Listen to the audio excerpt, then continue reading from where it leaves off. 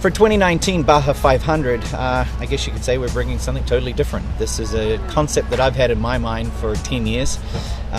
With our background in rally and rallycross, we're very familiar with different componentry that's available outside of the US. We've been in off-road racing for the last 3 years with the UTV division and been able to extract everything that we could out of that category and taken, let's say, 10-15% of our knowledge from what works really well on those chassis, suspension design and four-wheel drive layout, and taken everything that we've been familiar with rally world and kind of mixed them together in the pot, and this is what we have. Basically, I guess you could say a big UTV, but really the first four-wheel drive turbocharged Class 1 car. The entire concept was really developed around the tire, starting with Tenza's 35-inch tall tire, and now we have a new tire for this race that we're testing. But realistically, it's a lightweight wheel and tire that has a knock-on effect to the total vehicle weight. Light wheel and tire, light suspension, shocks, bypasses, suspension arms, a very fuel-efficient 2.3 litre Ford EcoBoost engine.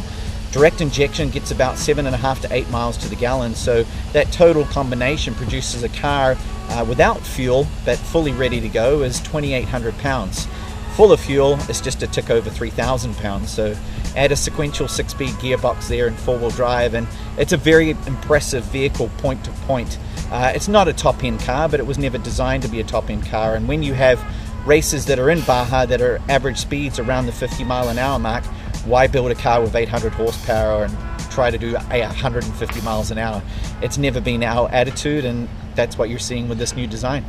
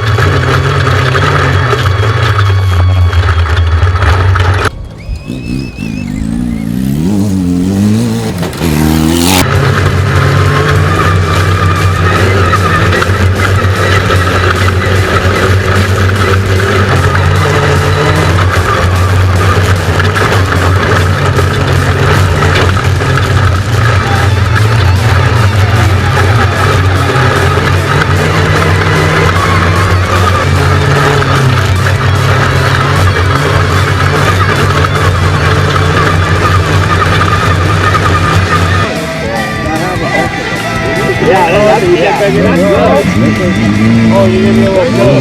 Yeah, that's exactly.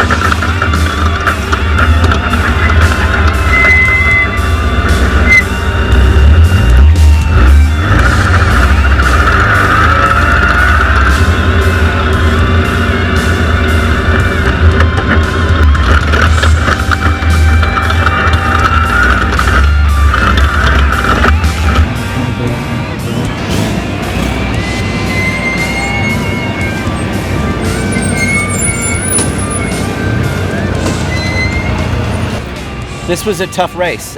We've run it before and we know it to be tough, but I think that's the roughest chatter, chop, bump course I've ever been on for a 500. And the car was fantastic. The drivetrain was just flawless, from the engine power to the four-wheel drive.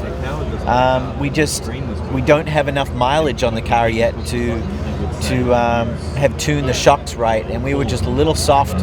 It kept us out of pace, but outside of that, it's such a credit to the team for taking on such a unique concept. And this is the start of the development of this car, and we're already keeping up with the other guys. Cool. So where do you go from here?